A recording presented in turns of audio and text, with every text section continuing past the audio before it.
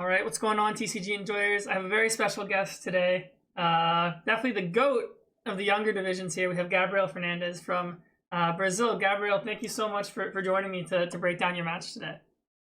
Yeah. Hi everyone. Thank you, Ciaran, for this.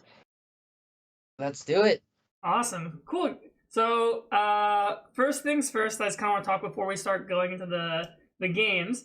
How do you feel about the matchup going into it? So maybe on that Saturday night, like what was your practice process like? I'm sure you've practiced a lot against Dragapult going into the tournament, but Nathan's deck had the Dusknoir and yours doesn't. So what were you kind of thinking going into this match? So I know the matchup was favored for me, but I did lose to Nathan in Swiss. So we basically knew each other's list before the finals, and it isn't that favorable, but it's like 60-40 to me. And I did lose on a monkey coin flip, game 3 in Swiss. So I know it wasn't that big of deal, and I was pretty confident, to be honest. Okay. So why do you think the matchup's slightly favored for you? Is it because you play Monkey Dore? Is it because of some other techs? What makes the matchup slightly in your favor?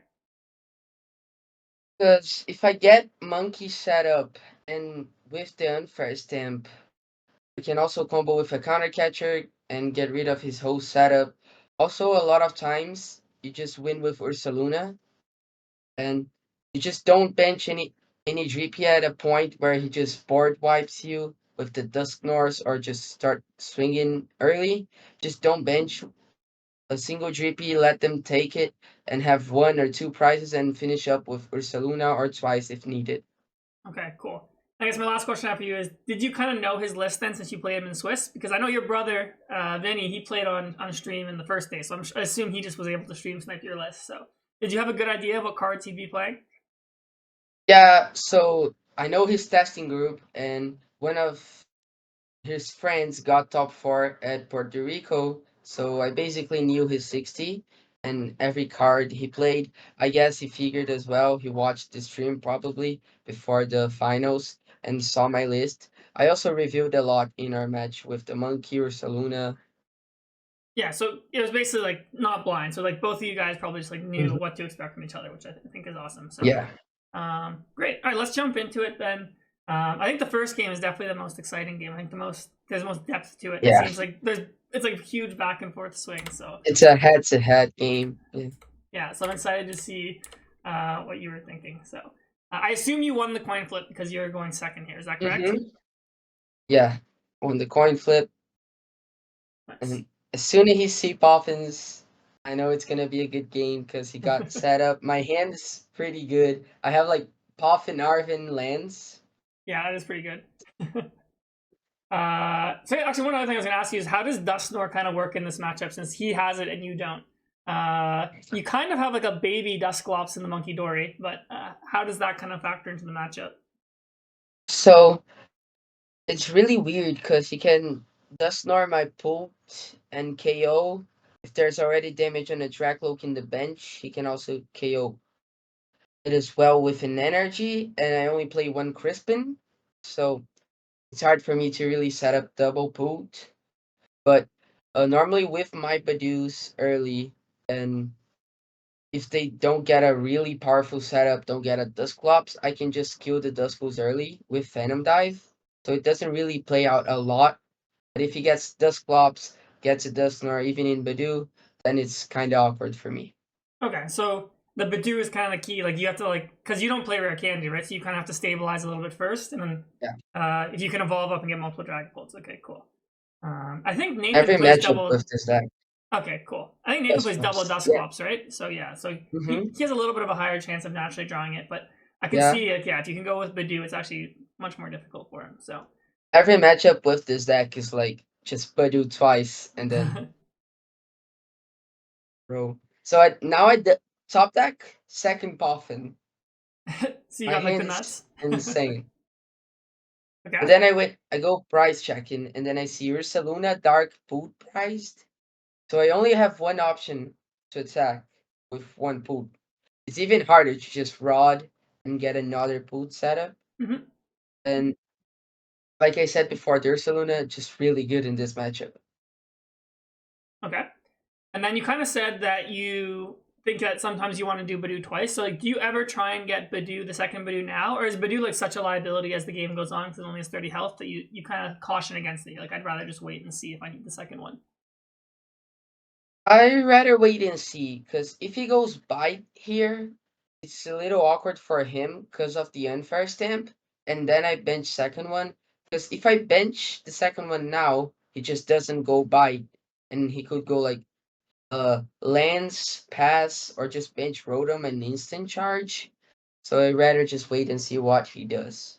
Okay. Yeah, I think I agree with that line of play. So because you have unfair stamp in your hand, are you kind of trying to bait him a little bit to do the bite?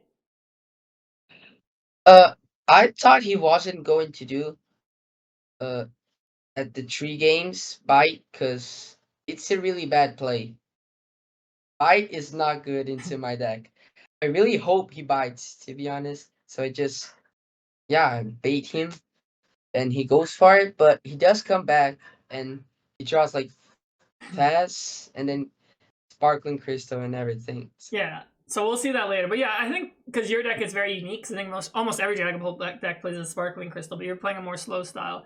And one of the weaknesses Dragapult has is if they can't get set up, they're actually very weak to disruption. So you're like, yeah, if he's under Badoo lock and you just unfair stamp him, it's actually very hard for him to draw out of that. So I can see why you think the bite is good. So you think if you're Nathan, like his approach should more be like slow here. It's like he should probably try and also do what you're doing, where like get his whole board set up and then kind of go from there. Yeah, if it just lands pass. So I don't play Halucha, I don't play Dusknoir, so I can't really get a double knockout in 2 Dracloaks. If you just play it slower, it's better for him. Yeah, because I think we talked about it. You don't play Rare Candy, so he could actually next turn if he gets all his Dracloaks going, like and just passes. Yeah, he's not worried about getting attacked. Like he's just gonna get Issue Pollen again, and then he can kind of go from there. So, cool. So now you Arven here for the Vessel. This is, I guess, just setting up for next turn or just the game in general type of thing. So cool. My hand was just too good, so I don't really need anything. So you grab the Defiance Vest to discard with the Earthen Vessel. Is that basically because the other cards in your hand were all too good to discard?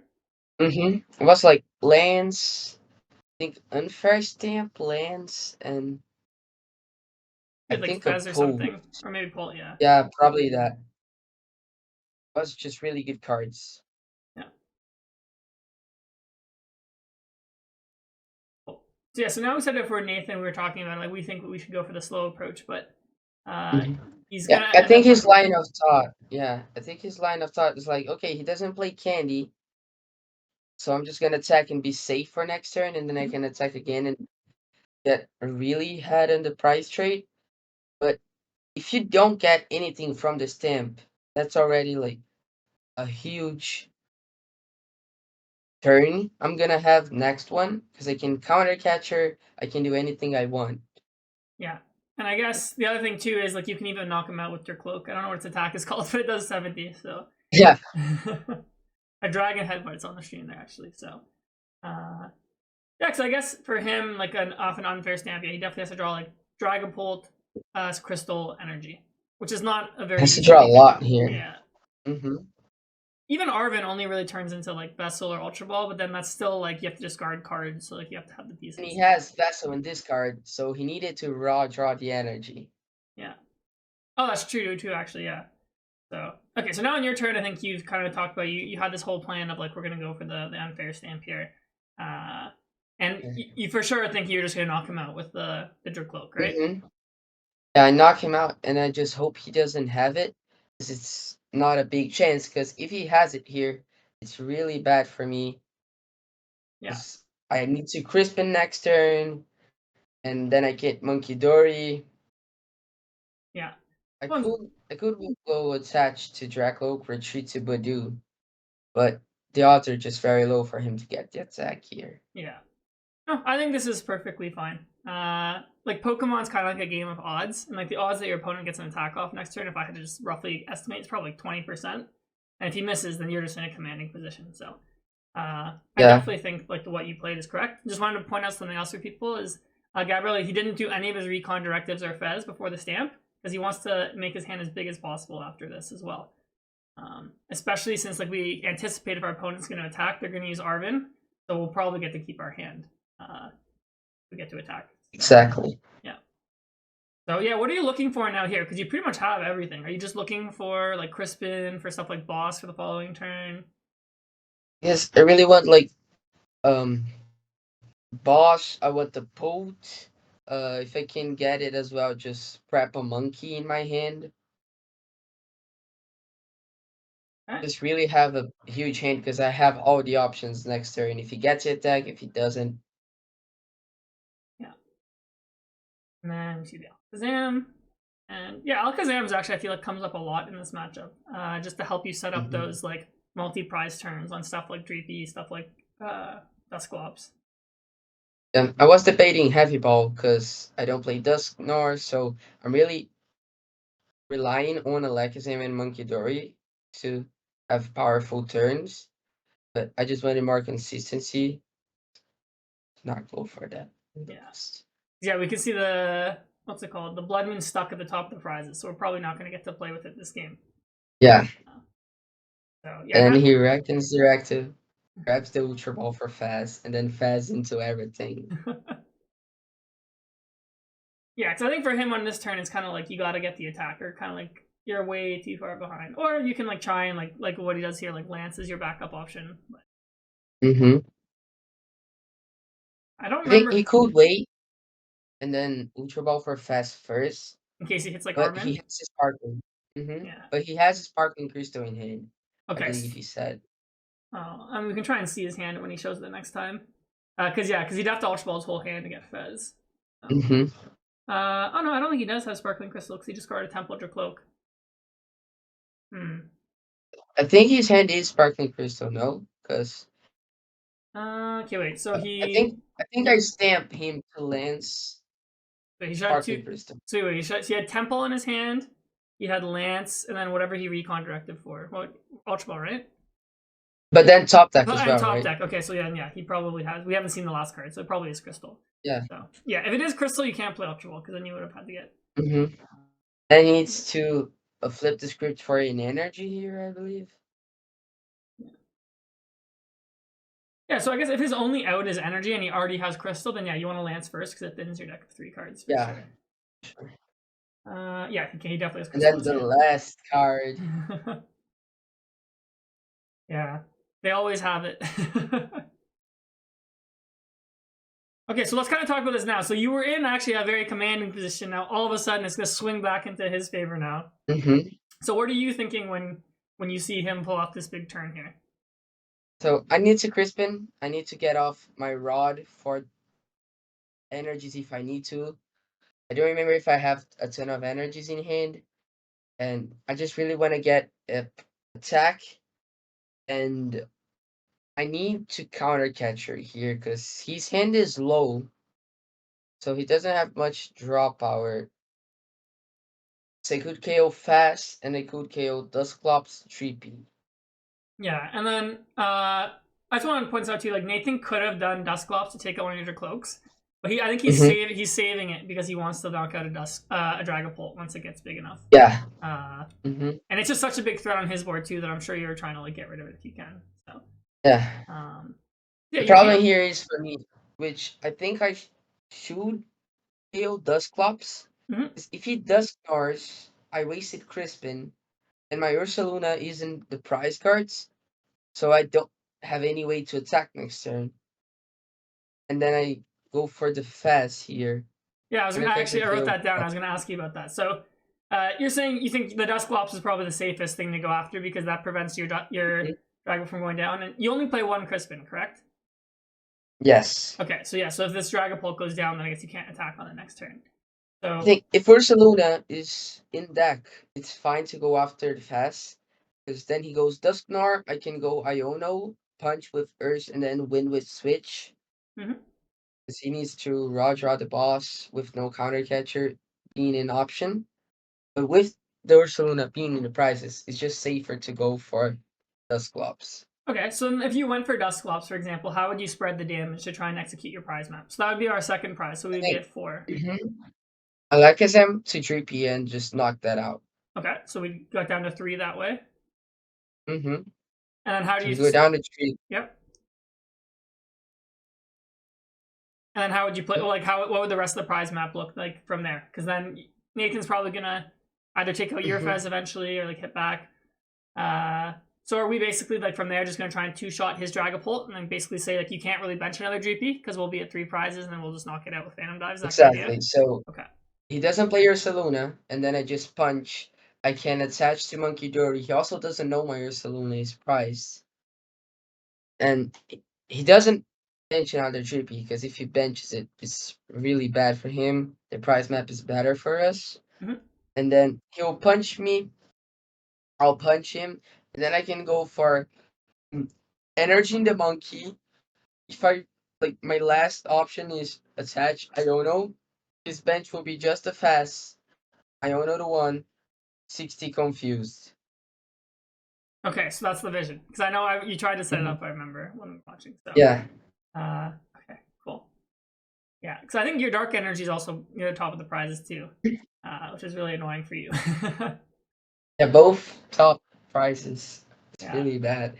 So, yeah. I always love discussing stuff like that, the prize map, because I think to players like you and I, it's like we both like intuitively know like that's what we're thinking, but just hearing that out loud I think shows people like the amount of thought that goes into playing, like how you've already planned out this game like 3 turns from now, which is awesome to see. So you actually knock out the Fez. So I was gonna ask you about this too. Is there ever like a reason to like knock this out, or do you ever consider like just hitting it for 200 and then finishing it later?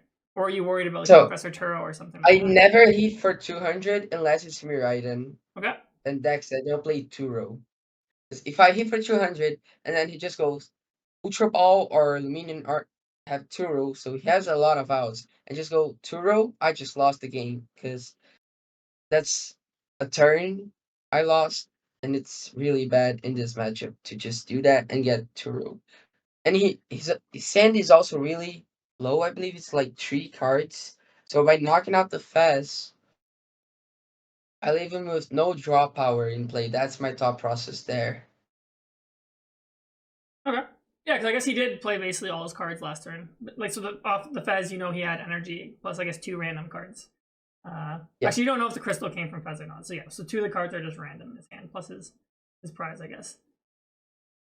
So okay, so was that also part of the thought process? You thought like maybe he doesn't have Dusknoir?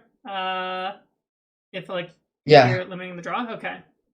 So kind of like a calculated gamble, I would say.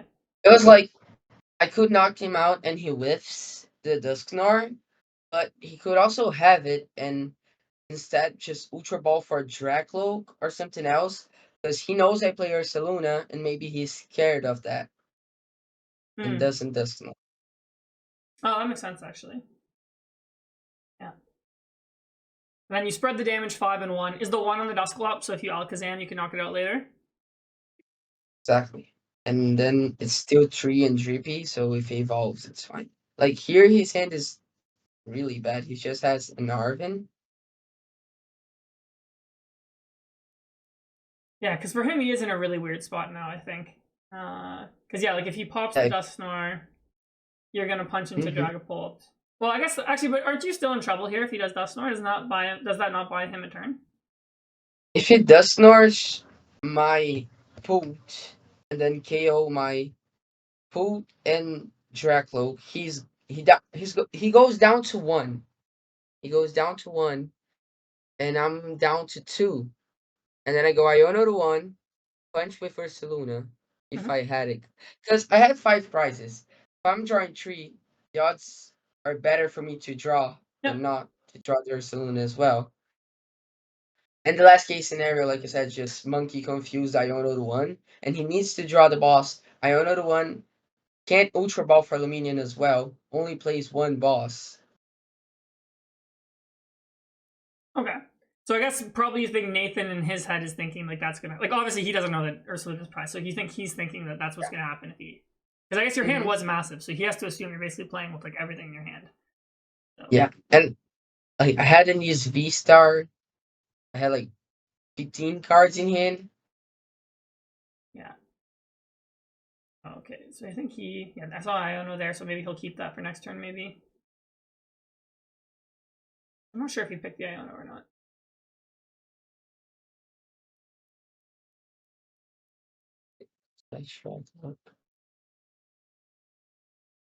just bunches and KO my Dragapult. Like I said before in the rematch, like Ursaluna is normally what it comes down to in a head-to-head game, where your opponent doesn't break and you don't break. You just don't have any GPs, and if you bench one, you're gonna lose. So then you just go for Ursaluna, Iono, or just win the game with Urs. But Cool. it's priced, unfortunately. Yeah, okay, because I can see that. Yeah, for sure. Like if you have Ursaluna, you literally just go like attack, knockout Dracloak or knockout Dusknoir, then the game's pretty much over. Yeah. So okay, because yeah, it's kind of interesting when you play like Dragapult Mirrors. Like at some point, like you just can't bench Duskulls or Dreepies anymore because you just basically just like give your opponent Yeah. a free prize. Also, in my hand, I have 3 prizes, 2 prize cards. I win. Ursaluna or Dark. Because I win with Monkey Attack as well. I can do 60. That's going to be 260. If I draw the Dark, it's plus 30, so 290.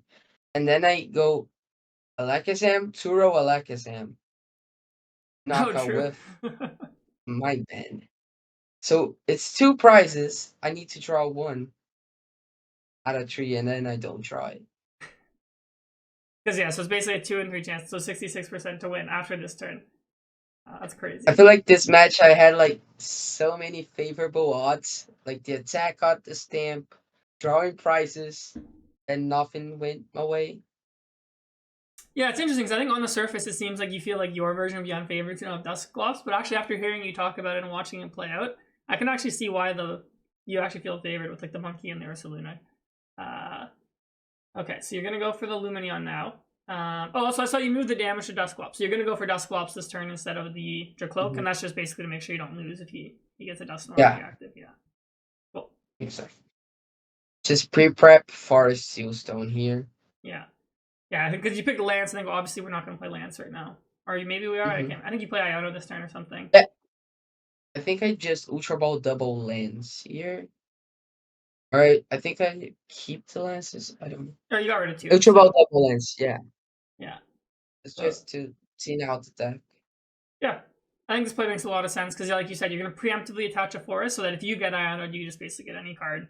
And you already have like a Dragapult with 200 on it, so it's like that's going to get knocked out, not the fish. So. And then Iono here, and then fast after. It's basically the same thing with the stamp. You just want to make your hand bigger, have more options. And if I draw Ursaluna or Dark, I can just Seal Stone or Ursaluna or the Dark Energy and win the game if he Ionos me. Yeah. And I see you here put back 2 energy. Is this just a backup in case you have to do Monkey Dory's attack without the Dark? Mm-hmm. Exactly. Nice.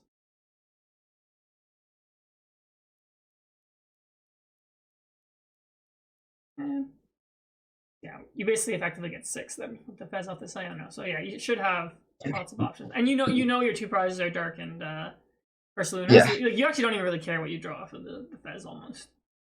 You're just kind of banking on the prize. It was like Klefki Puffin and that card is just so I thin out the deck more, have a bigger hand. It's really about the prize cards. Yeah. What I draw here. Yeah, I guess the only thing what Nathan could do is if he could get like a fresh Dragapult attacking next turn, it'd be a little annoying because you would also need counter catcher. Yeah. But I think you have a counter. That's as well. Yeah. That's as well one of the reasons to go for pass after Iono because I need a counter catcher if he goes for a fresh bolt. Mm-hmm. Okay, now he And gets here he Iono. drops. That's really annoying for you. He gets the Iono.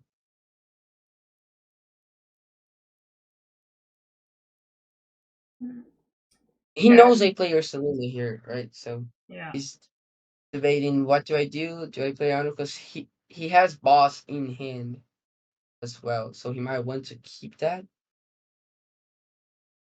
Yeah. Well, I mean, I guess you're at 2 prize cards, right? So it's like if the Ursaluna comes down, regardless, he's going to lose. I think he needs to try and draw the next Dragapult. And we see him bench Rotom, which might not make sense, but he also, I think, hasn't done Forest Sealstone yet. So that also just turns Forest into basically computer search any card. Yeah. And then he just punches.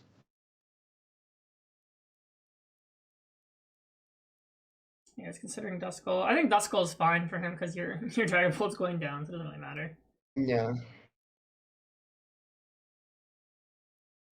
And I remember I draw Turo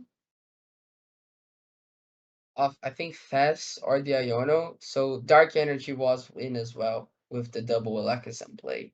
Yeah. Well, I guess if you pick Dark off the prize, that would have gone to the bottom. So we'd hopefully have a way. I don't know if you have a shuffle card in your hand Yeah, here. I have the Seal Stone. Oh, you have Seal. So You're right. You're right. We haven't used it yet. yeah, Yeah, I yeah, can just Seal Stone for Dark Energy and win. yeah. So I think now, like, you know that you don't have Dark or Blood Moon. So what are you thinking here now? I'm thinking Iono to 1, punch with Dark, punch with Monkey Dory. Mhm.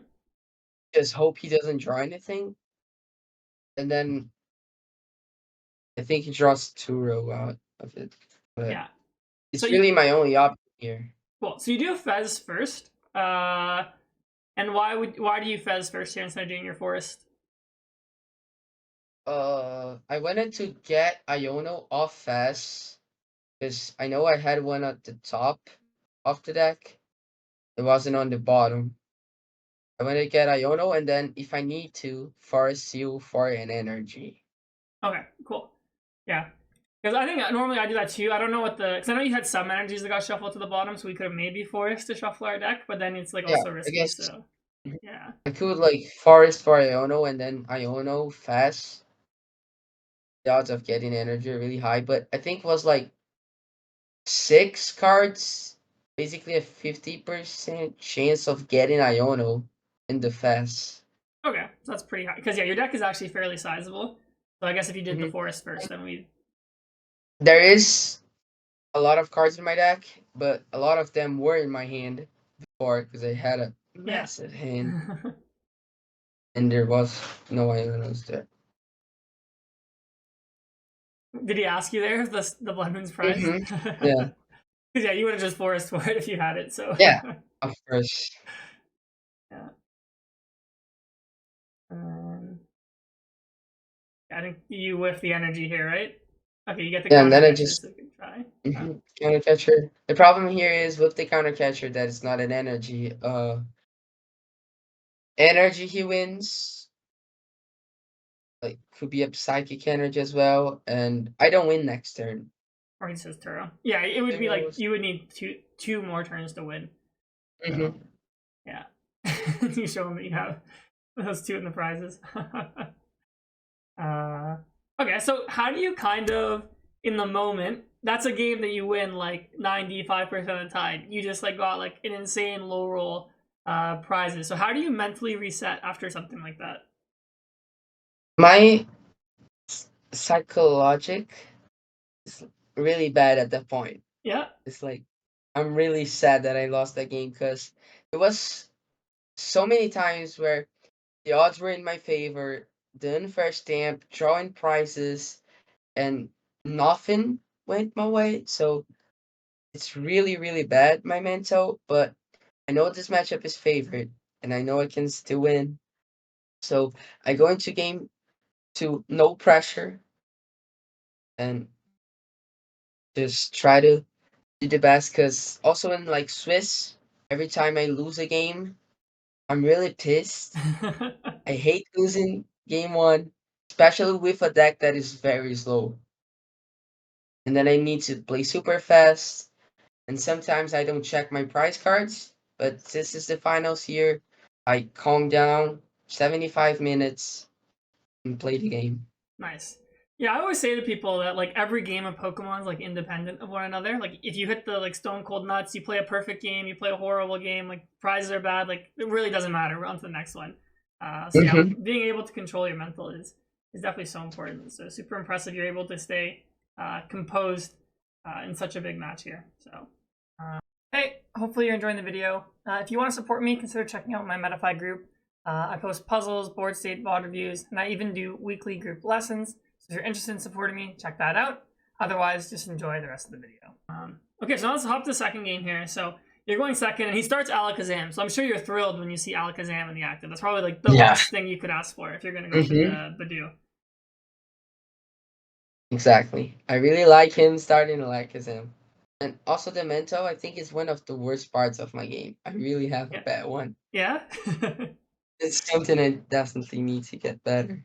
That's the only thing unlocking you from being like even better at Pokemon. Yeah. Nice. I think the worst start really for him is Alakazam. I think I'd rather him start Alakazam than Luminion. Because it's a two retreater and he probably wants to attack and the stamp as well coming in play.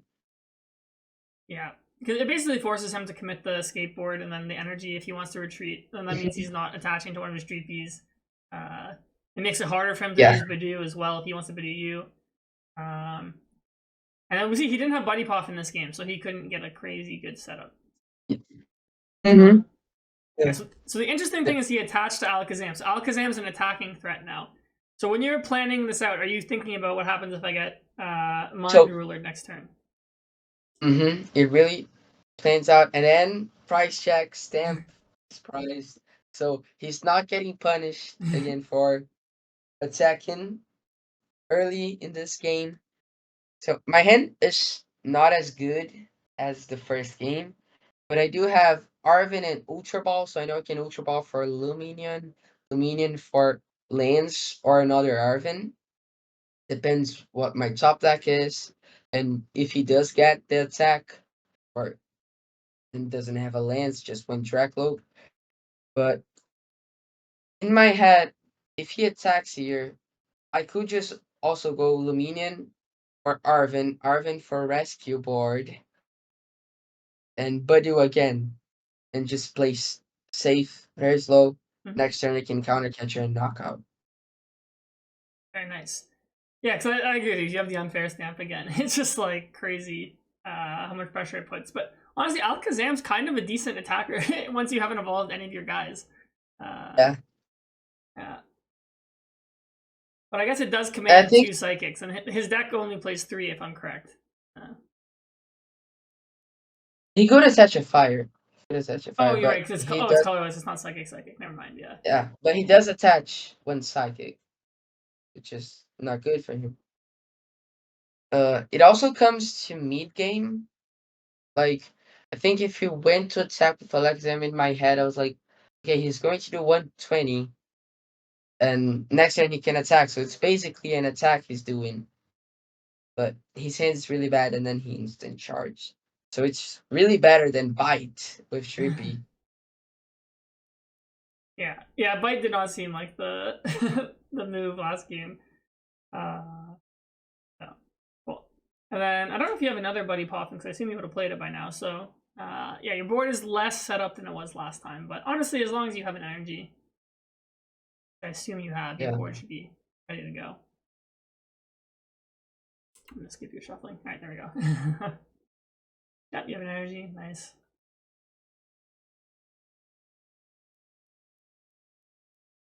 Here in my head, I'm like, if he gets the attack, when he attaches the energy, I know he's punching. I know my unfair stamp is prize, though Lumine for Arvin isn't really ideal, as it would be with the stamp.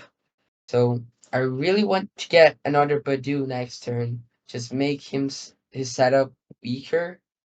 Just not let him put any Dreepies into play. Uh, and if I Luminion for Lance, I'm not guaranteed a Badu.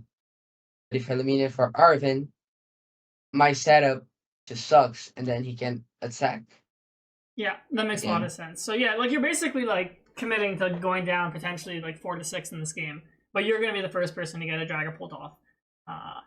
And the trade-off is probably worth it then. Yeah. I guess the other thing too is like next turn is like if you pass, like you'd have to have something like a Dracloak in the active anyways, which would get knocked out by Mind Ruler anyways. So yeah, Buddy makes the most sense.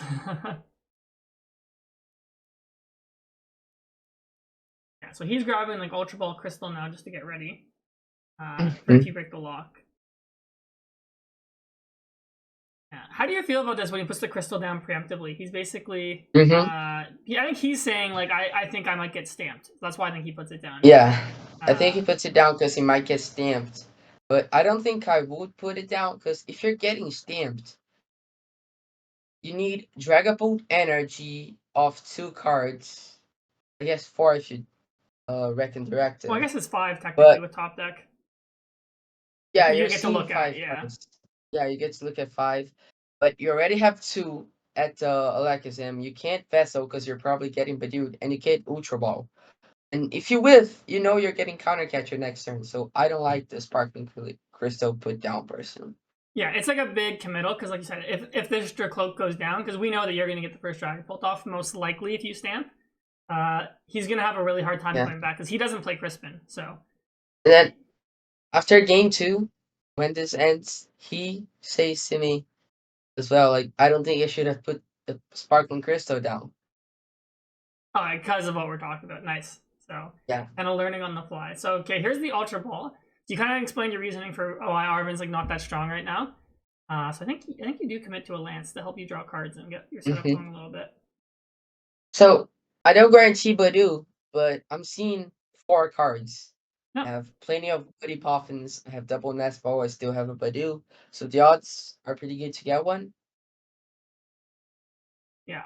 Yeah, like I said, Badoo's an out, Poffin's an out, Ultra Ball's an out. Yeah, tons of stuff that you could get. Yeah. And then my setup is fine even if I pass. I have the Dracloaks better than to pass with no Dracloaks in board and Badoo. You forgot to put the Lance down. Yeah. Classic. Sometimes I just forget. Yeah, no, I think all of us do that. Oh, you hit a fence. Okay, perfect. Yeah, I got it fast, and And you then hit off the Badoo. fast, I drew Badoo and Drippy. I think I drew Badoo and then got a Poffin, or I drew Drippy. I know I get the Badoo, I get Drippy down. You get Lance for next turn too. Yeah. Yeah, I think you might have not drawn energy, which would have made this like turn even better, but I don't think you need it right away. Yeah. The only real problem with not getting an energy is if he boss. But since Stamp's priced, I'm fine to just Crispin and not Arvin for Stamp. So Yeah. Yeah, because now on his turn here, I think if you can go for Dragapult, you probably go for it, I think. Yeah, I think even if like you're not attacking this turn, you probably try to evolve because like we know next turn like counter catcher is like just gonna come. Yeah. So okay, so he has Iono there.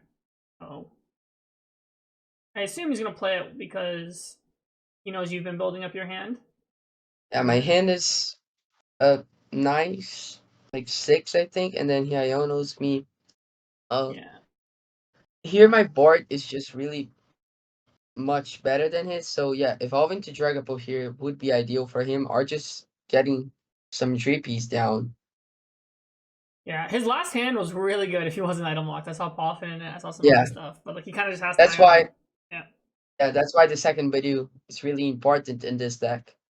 This Yeah. lower version. Yeah, because I think if you don't Badoo, like his board will be very strong after this turn.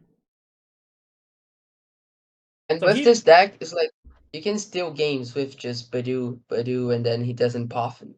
Yeah, I think I didn't watch the game, but I think someone told me your brother played a game on stream where he won with just Badoo or something. Yeah, he won like round 12 with just Badoo, a trap, comfy, inactive, and just Alakazam into the bench. That's funny. I'll have to go watch that one after. So here your opponent decides to pass instead of knock out Badoo. How do you feel about that play? I think that's correct, because you don't give me fast, and you don't give me bench space to do a Alakazam. Don't give me that much options, because if you attack here, the odds of me getting counter catcher, attachment, boot, it's really high because of the fast. Yeah. So I think it's correct for him to just do this. I agree with that as well. And I mean, Badoo has 30 health, so if he wants to Phantom Dive it later, it's not that hard. So yeah. So I think on this turn, you're basically like all in on like, I really want to get that counter catcher. I think if you get counter catcher, I think you're in a commanding spot, right? And then I drew off the Iono. I think it was Energy, Boot, and Arvin. So, and the counter catcher was in my hand before, so I knew I had a counter catcher as well, just ready to go. Yeah. Just killing the Sparkling Crystal here, like we said, is brutal. It doesn't play Crispin. Yeah, and the nice thing is you're going to start getting down. Like if he wants to bench 3P with energy, you can target them down 2 now. So he's going to have a really, really hard time attacking the rest of the game. Yeah. And you get to save for a Sealstone as well. So you're like even like safe from Iono as well. Yeah, I go for Sealstone for Draclo here, but it's just better to save it for maybe a boss or a Turo next turn if I need to. Yeah. I mean, your deck plays so many one-up cards that yeah, I feel like saving the forest makes sense. Like you're not getting knocked out next turn, so like if you get to your cloak, it's like what are we even hoping to draw with your cloak? Like probably one of the cards we mentioned, we'd probably rather see forest Yeah. for.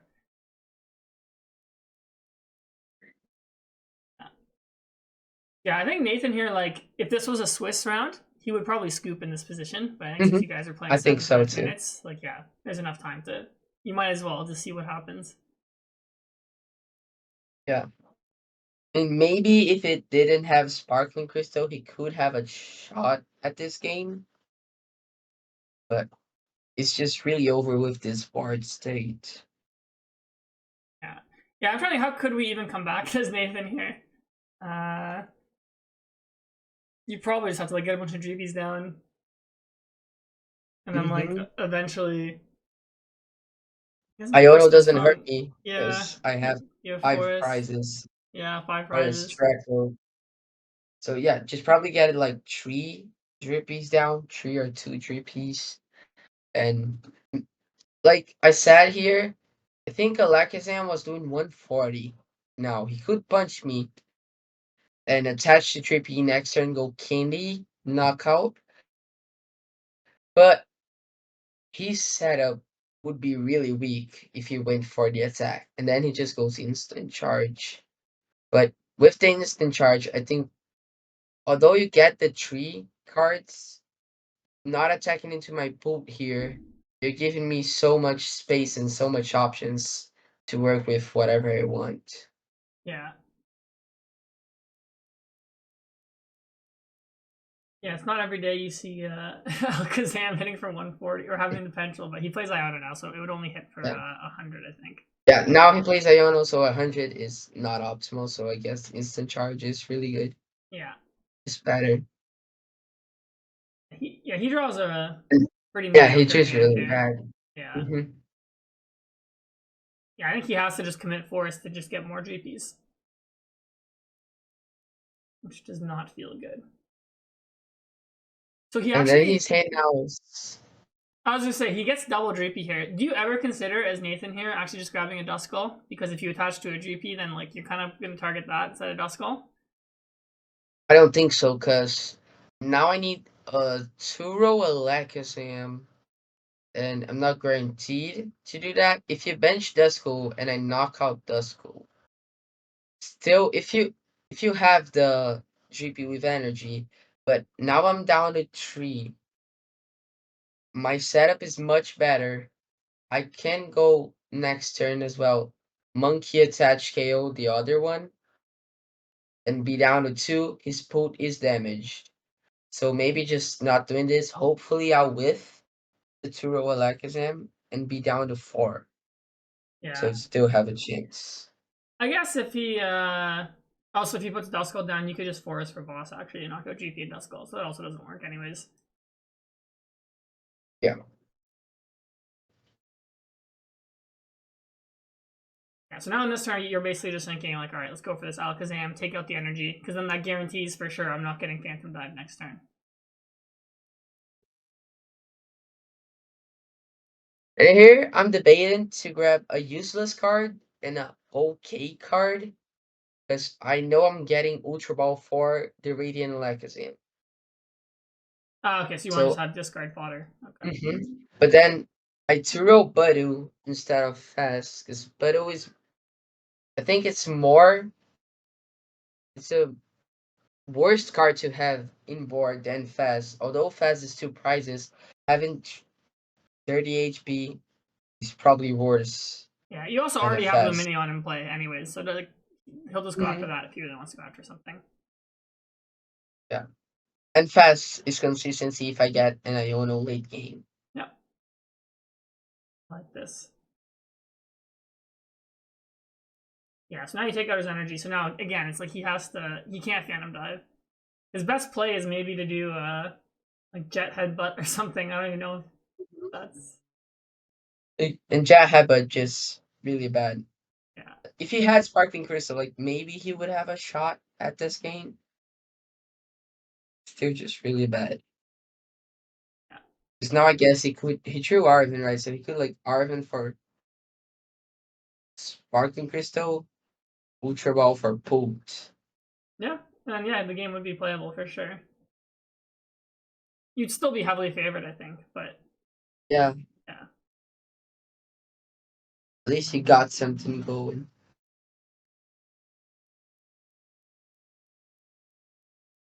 Yeah, so I think he's gonna go for boss on Alakazam. That's his best hope, but Yeah. But we know that you have Forest Sealstone Switch. still, so yeah, you switch. I like this deck a lot that we prep, especially because of the surprise factor. Like here isn't really much I can do. He can do, but in the Swiss round I played, I was against a Gardevoir, and he started Mawao me several times because he did not know I played double Turo Switch. It was one of the like thoughts of playing this deck is like no one knows what I'm playing. No one knows my 60. So it could really help out. Yeah, 100%. Like you were playing cards like Defiance Fest. I think I saw Lost City, right? So it's like, yeah, even Ursaluna is like probably people wouldn't understand on the first go around, right? That's going to be there. So I'm sure Nathan probably knew you played Switch, but maybe he forgot, or maybe he's just hoping it was prize in Yeah. this situation. And then like I guess I can only for Sealstone for Switch or boss. So I guess he could still have the Dragapult with energy in play, but I drill blast off the prizes. So Yeah. just V-Star for Switch. Yeah, and then you're going to do something smart here. You're going to attach to the Alakazam. I think that basically shuts the door completely Mm-hmm. on like any other counterplay Yeah. that he could have.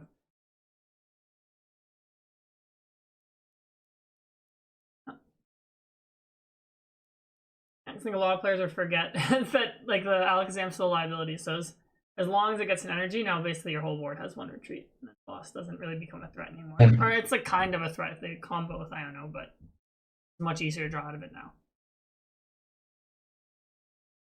Well, and then you just fire all the damage into the Pult. Or the Dracloak, sorry. I think that. Yeah, now I draw the stamp as well. Yeah, just not much he can do here. Yeah, like he can try and evolve. I think your board is set up enough now to the point where he doesn't have Dusk. He can't bench Duskull because you're just gonna knock it out. So. And then he goes for Nestball for Dusknoir here. Well, I mean, I guess you're at Yes. 2 prizes, so like I guess it doesn't really matter that much if it gets knocked out.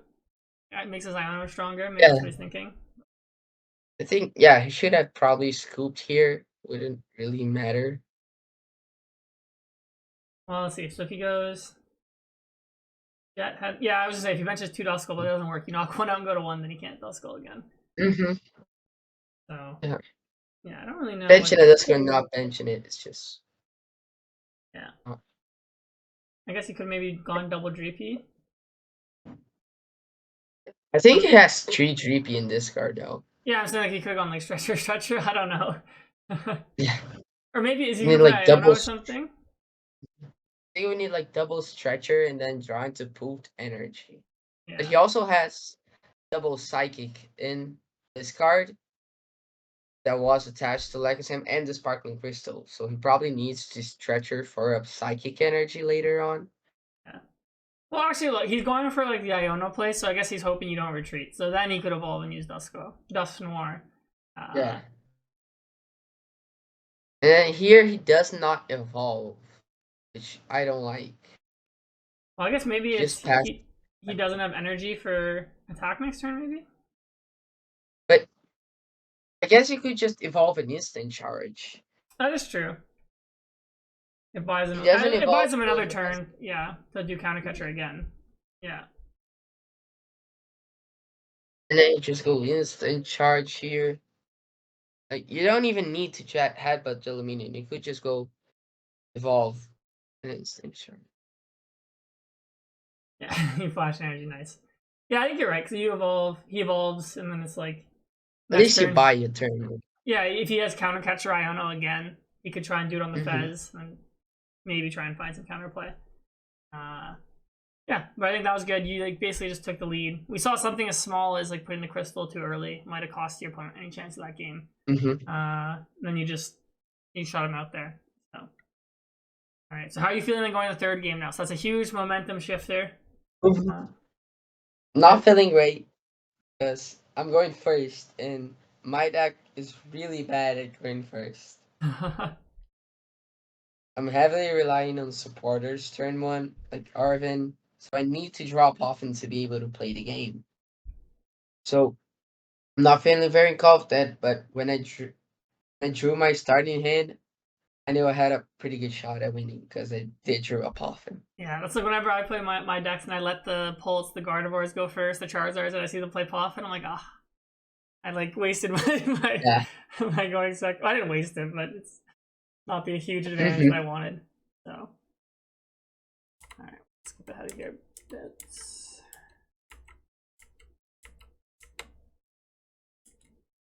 All right, there we go. Let's see if they flash the prizes for us. I know I priced double Poffin. Yeah, I remember Pablo saying that at the start or something. But I don't think too much else. Yeah, there we go. Yeah, there we go. Boss is kind of bad, but it's in a good spot. So yeah, it's in a good spot. I'm going to draw early, so worst thing. I do play 2 Luminion, so 1 Luminion there is fine. And you'll probably grab that Luminion by the time you're ready to close out the game anyways. So I always like when you watch stream games, like people always pick from the bottom, so you know like oh, like that prize is actually probably gonna get taken, or like the first game we're like, yeah, the Blood Moon's not getting taken for sure. Yeah. So. And I don't play heavy ball, so no way to switch up the order of the prizes too. Yeah. So when you go first, are you still? It's basically just the same game plan as like I'm gonna go Badoo potentially twice, or I guess you can maybe Badoo only once if you can get to your cloak, or do you still kind of think like I try and go Badoo twice, or does it just kind of depend on how the game is going? It depends on his setup. If he has a bunch of creepies down and I am able to attack, I am going to attack for sure with Bolt and start swinging faster, because then when I punch first, Monkey really comes into play because he'll probably go for a 3-3 in Draclopes, and then Monkey's very good at that spot. So if I can, I will Phantom Dive, but it really depends on his setup. Yeah, I guess once you get Monkey going, it's basically just as good as Dusknoir, because the 3 is enough so you can knock out the Dracloaks. Yeah. So we haven't really seen you pull that off yet, so hopefully, yeah, you can show the power of it. Also, just removing damage off my board as well. So if I have 1 energy to the Dracloak and I can remove the damage off it, it's really good because I don't really need the Crispin next turn and go for a Yon or boss or something like that. Yeah. Yeah, getting the rescue board too. I was going to ask you about this. So you retreat to Badoo. So like Badoo is the one who's going to take 10 instead of GP. Is there a reason for this? Like that why you want Badoo? I know he plays vacuum. Okay. So you're kind of just playing around the vacuum. Yeah, I know he plays vacuum. I guess my brother told me like you could just hold the rescue board in hand and he don't vacuum. But then I told him, I know he plays Triayono. So Triayono, I think it's like a good chance of him Iono me turn 1. And I'm fine if Badoo gets 10. Like if we're going in a Battle War, I'm still attacking with both first if he goes for a knockout in my Budu Yeah. with it. So I'm fine just taking 10 damage there. Yeah, I think just playing it safe is just makes more sense. There's no like reason not to play safe here, like you said. Yeah. And then gets double Puffin. Yeah, without a supporter, that's pretty good.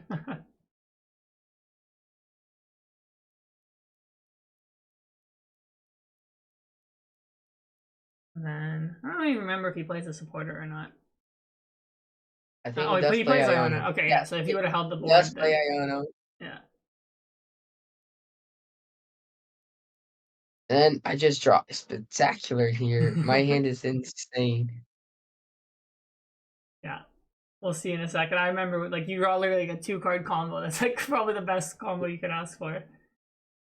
And before to determine deciding the list, we were at some point playing 4 lands.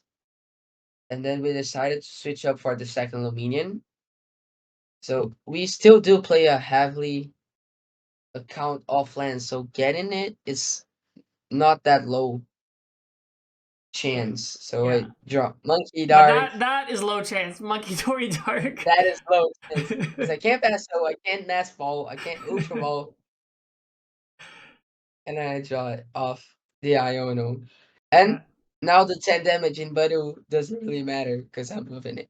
yeah. Actually helps you a lot now. Yeah, I could not use the monkey's ability and then wait for it next turn. But if he goes Alakazam, move the damage off my Badu and punches 10, I can't knock him out with just the ability. hmm. I have to go 10 again, so I do want to move the damage this turn. Yeah. Yeah, now I feel like you're in such a good spot because you're gonna get the first Dragapult off, and you have the Monkey Dory like waiting for him. Exactly. Yeah. Didn't even need to waste the Crispin to do it as well. Yeah.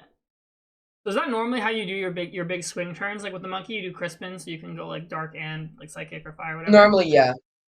Because most times I just have one energy attached to Dracloak, but a lot of times my opponent just didn't attack like turn 2, so I have a huge hand, and I had Stamp already, and then I go Crispin, Stamp, Punch. So it's normally how I set it up, Monkey and attack. Yeah. So now it's very sad for Nathan. We see he goes for the attack again with Droopy. Right. So here, the bite, I think, is where he loses the game. I think it's one of the worst misplays he can do. Okay, so explain why you think that. So his hand is bad. I guess you could say I want him to stamp, but in reality here, if I stamp and knock him out, he has 2 Dreepies in board. He possibly going to have one. It gives me access to fast. Stamp is also a way to draw energy poot if I have it in hand. He's going down to 2 cards. He needs Candy, Sparkling Crystal, Energy. Doesn't even have a Dracloak ready to just look at 5 cards in the turn. So Bite here is really bad. You also lose the Drippy with Energy.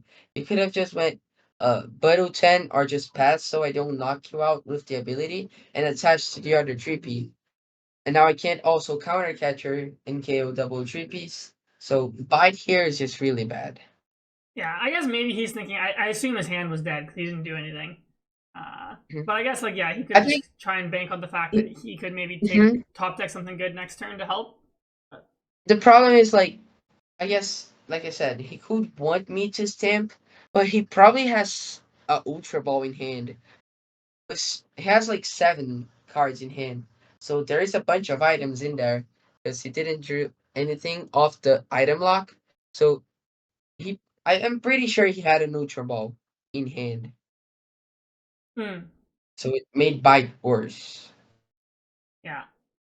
Like yeah, like the stamp swing, like an attack play, like it pretty much almost ends the game on the spot type of thing. It's like just such a huge, But there you like go, fast in the bench gives me yeah, more access to drawing boot stamp, and here I only stamped because I got Turo in the last card of fast. So if he didn't bite, I wouldn't have like all this stuff going. Yeah. Yeah, I'm sure when he did that play, like in this position, he probably felt like you were like about to win, assuming you Hmm. hit. Yeah. Yes. Either way, it's just really bad having that setup, and my setup's already a three Dracloaks, monkey with energy. Yeah. I guess even if you whiff, you could even do Dracloak's attack. Yeah. We did in the first game. And it's different than the first game because he did have one Dracloak at least to see Yeah. more cards, and then he got the fast for sparking for energy to attack, and didn't need a candy. But now if I just go attack with Dracloak, he needs a bunch of more cards. He needs the candy, and he is only able to see three cards. Right? Yeah, so here comes the Dragapult now. And then, did you even have Unfair Stamp?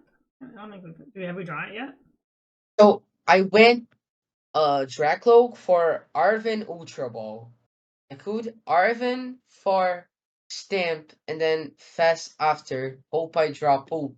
But I don't have too many outs, especially with the supporter already being used. So I just pick Ultra Ball because I have Iono in hand. So if I whiff the Stamp off fast, I was just going Iono Punch. And Iono Punch, my board's much better, still really fine. And then I fast forward to row, I have Lumineon Sealstone in hand. Yeah. And then you do the Turo basically one to get rid of like the him trapping the Alakazam, and then two just because you want to get the forest. So yeah. I was Oh, and thinking now you get the about stamp. Okay. Turoing. Yeah, I got stamp off there. So I was thinking of Turo, the fast, or Alakazam. But if I waste the Turo and he has a bad hand off the stamp, he could just go counter catcher Alakazam and then punch 10 with Budu. And then I am not able to switch. My rescue board is already in Draclo. So I only really have one Turo. I don't have bench space for Aluminium and I've used Sealstone. So even though he's not getting a knockout next turn, fast being a one retreat cost is better to have in board. Yeah, that makes a lot of sense. I think now at this point you don't really need the Alakazam anymore because we have Monkey Dory and we like he has Duskulls on his board if you want to just like snipe more prizes. So, again, just like when you play from ahead, basically just like shutting like any doors or win conditions for your opponent now. Because yeah, now you're This drawing is this 5 prize card. Yeah, you have 2 Dracloaks. Like there's almost no yeah. way you can't switch next turn. This is why this matchup is I consider really favorable because if you get a head start, it's almost impossible for your opponent to win. And when you're playing down the prize trade, you still have a really great chance of winning. And when the Dusknoir player is down, there's not much really he can do because Dusknoir also gives me a prize card and Monkey doesn't. Hmm. Yeah, Monkey's just like super Dusknoir kind of. Yeah, because now for him now it's like, what do you even do? It's like you just have to try and like Badoo and set up your guy later, but you're gonna be up like if you want to, you can get down to 2 prizes at the end of this turn before he even gets a Phantom Dive off. Hmm. And here, I drew the boss off prizes because it was at the bottom. Yeah, so you can just take out his guy with energy and then really like shut the door on him. I believe he already went counter catcher and has zero in hand, so he's just going Ichi Poland, and he has zero card in hand. If I boss Dracloak, no cards for him to see, only a top deck. Yep.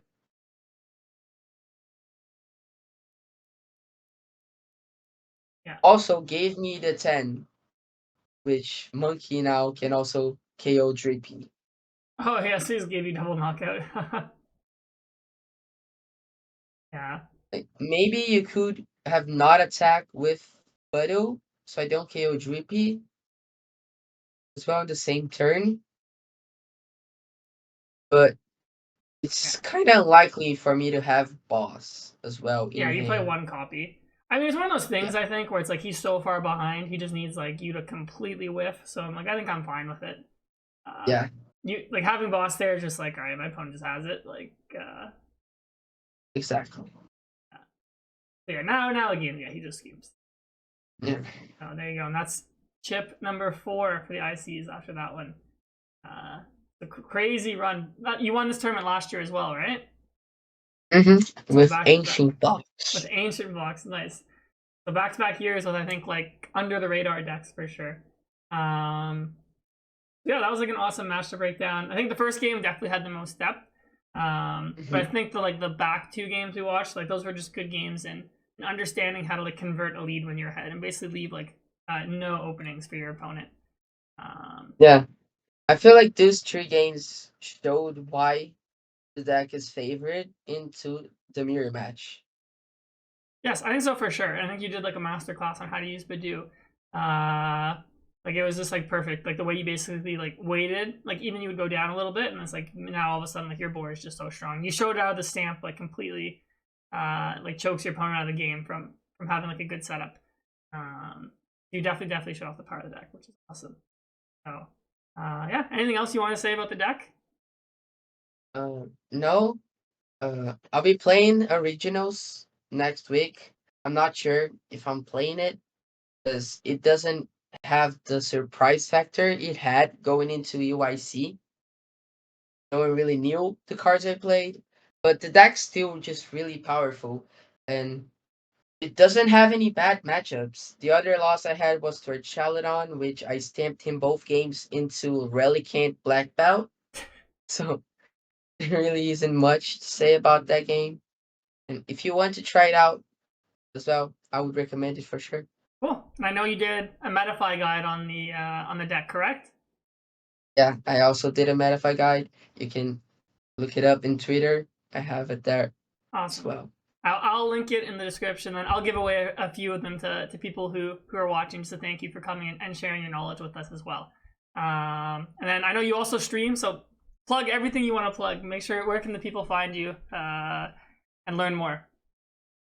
I stream on Twitch as well. I have a channel there. You can find everything in my Twitter, Gabriel Fernandez. I have the link to Metafy, Twitch. I don't do YouTube, but maybe in the future. Let's see. Awesome. So sweet. Thank you so much for joining us today. And best of Thank luck you. next week at your regional. And then I look forward to facing you when you become a master next year.